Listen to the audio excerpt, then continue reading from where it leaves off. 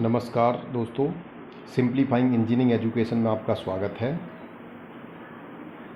अगर आपने अभी तक चैनल को सब्सक्राइब नहीं किया है तो कृपया चैनल को सब्सक्राइब करें और नीचे बने बेल आइकन्स को दबाएं, जिससे आपको लेटेस्ट अपडेट्स प्राप्त होते रहें।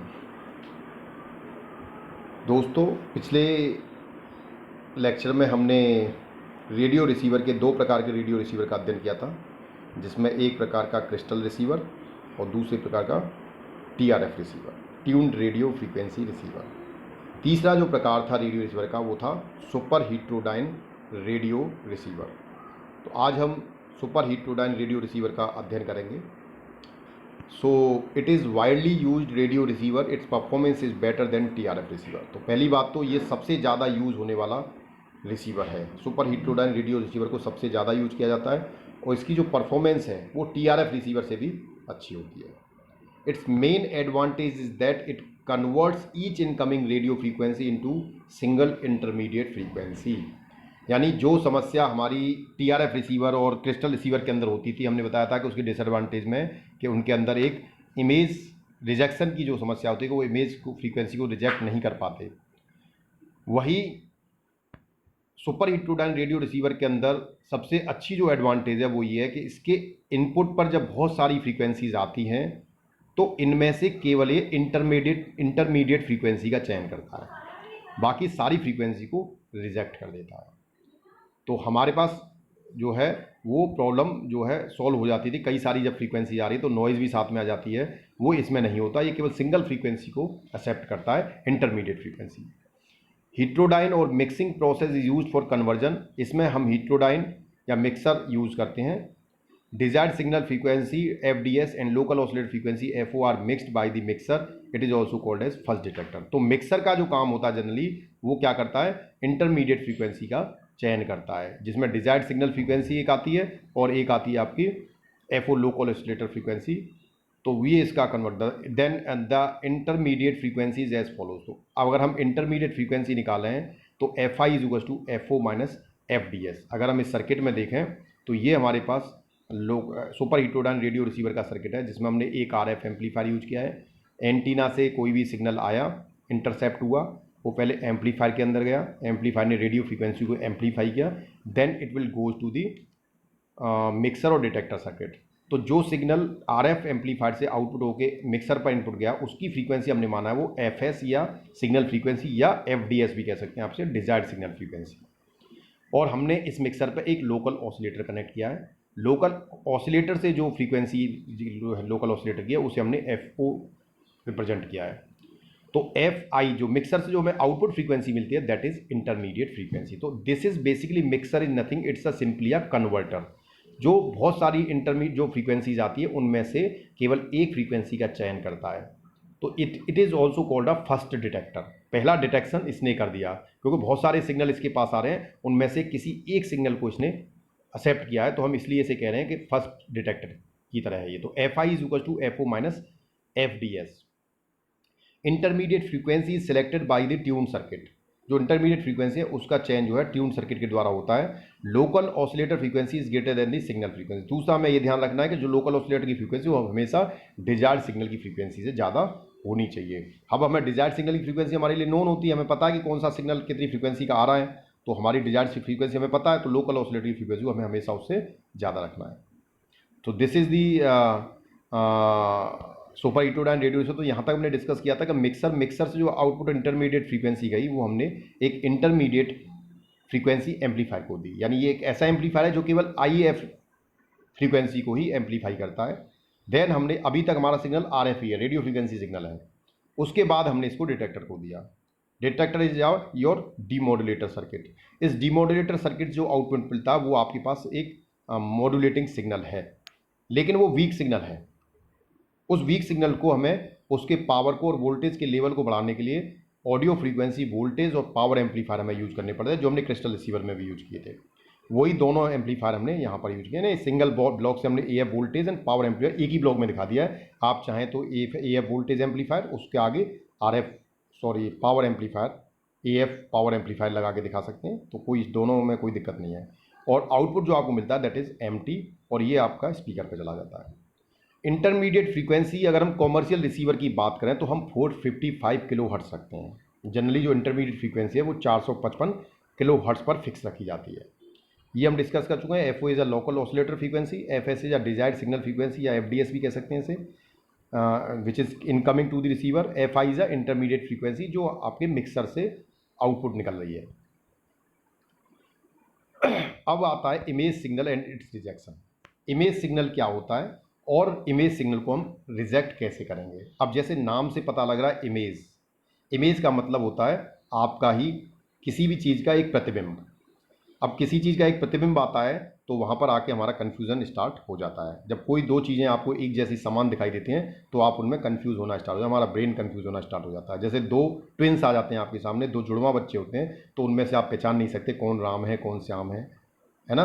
तो इसी तरह से ये समस्या रिसीवर में भी आती है कि जब कोई ऐसा सिग्नल आ जाए जिसकी फ्रीक्वेंसी इंटरमीडिएट फ्रीक्वेंसी के बराबर हो, उसके जैसी हो, तो हम क्या कहेंगे, उसे इमेज फ्रीक्वेंसी कहते हैं।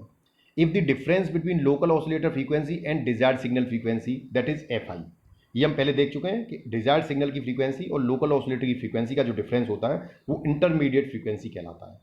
अगर this frequency is equal to the difference between local oscillator frequency and image frequency, अगर ये frequency F I image frequency और लोकल ऑसिलेटर फ्रीक्वेंसी के डिफरेंस के बराबर हो जाए। अगर आप ये डायग्राम देखें, this is for the image signal.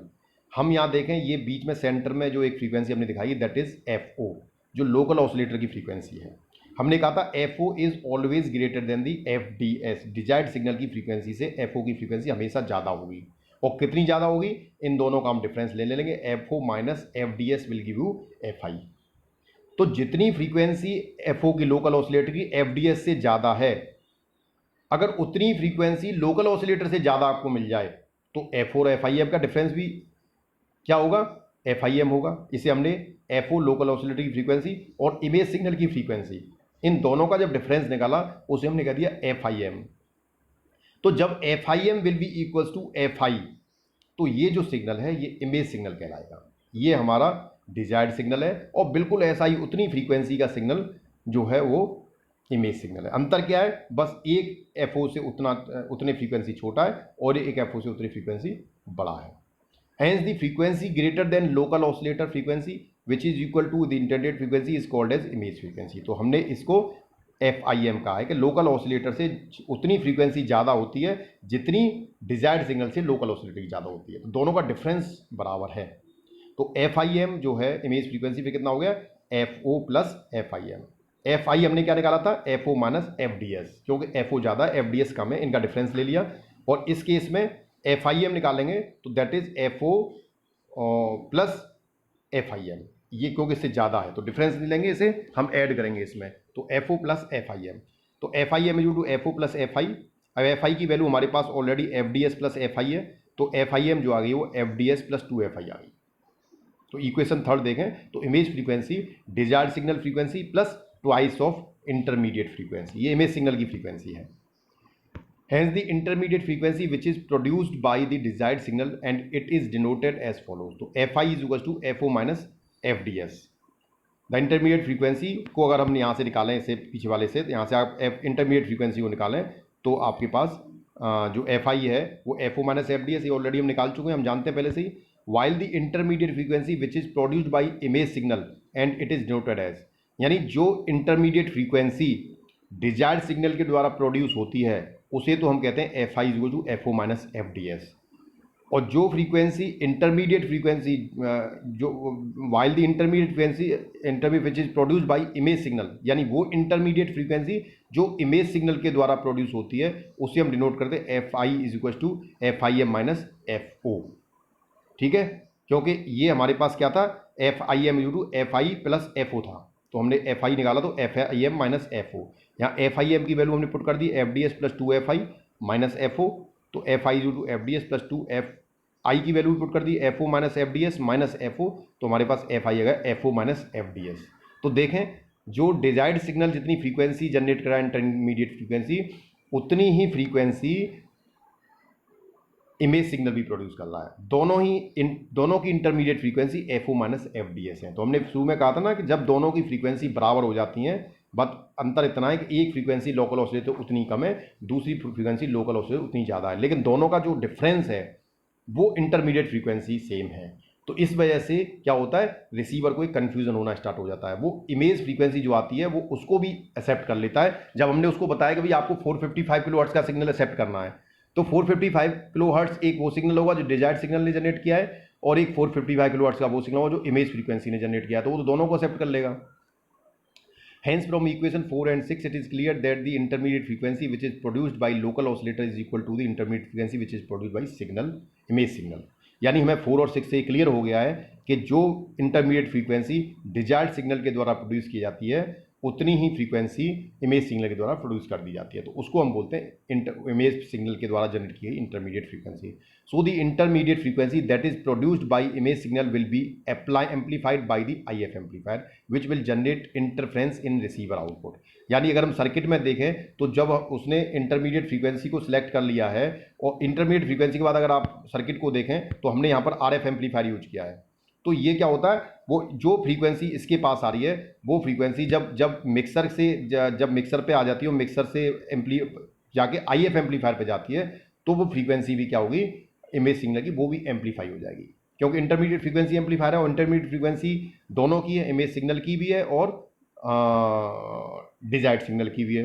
तो क्या होगा, जैसे ही वो फ्रीक्वेंसी इमेज सिग्नल जो है अगर किसी भी तरह से IF एम्पलीफायर तक पहुंच गया मिक्सर को क्रॉस करते हुए, तो वो भी IF के साथ एम्पलीफाई हो जाएगा, और जब आपको आउटपुट मिलेगा तो ऑब्वियस है वो कैसा आउटपुट होगा, डिस्टॉर्टेड आउटपुट होगा, क्योंकि उसमें कुछ नॉइस या कुछ इमेज सिग्नल उसका प्रोड्यूस हो गया।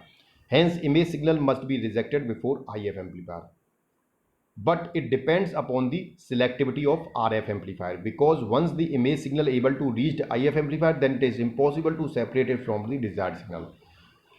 क्योंकि फ्रीक्वेंसी का जो सिलेक्शन है वो आप देखें जो रिसीवर सर्किट है उसमें RF एम्पलीफायर पर ही सिलेक्ट हो जाता है, क्योंकि हमने ऊपर से इंटरसेप्ट जो हो रही हैं फ्रीक्वेंसीज एंटीना के द्वारा, वो तो बहुत सारी फ्रीक्वेंसी को सिलेक्ट कर रहा है, लेकिन उनमें से वांटेड फ्रीक्वेंसी RF एम्पलीफायर के द्वारा सेलेक्ट होती है। तो RF एम्पलीफायर की सेलेक्टिविटी हमारे लिए बहुत इंपॉर्टेंट हो जाती है।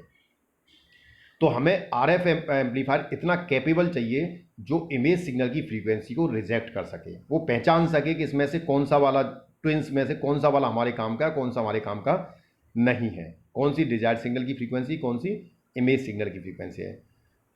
अगर RF एम्पलीफायर किसी वजह से इमेज सिग्नल फ्रीक्वेंसी को रिजेक्ट नहीं कर पाया और वो फ्रीक्वेंसी IF एम्पलीफायर तक पहुंच गई, तो it is impossible to separate the desired signal from the image frequency. तो हमें ये व्यवस्था करनी पड़ेगी कि वो आप इमेज फ्रीक्वेंसी RF एम्पलीफायर पर ही रिजेक्ट हो जाए।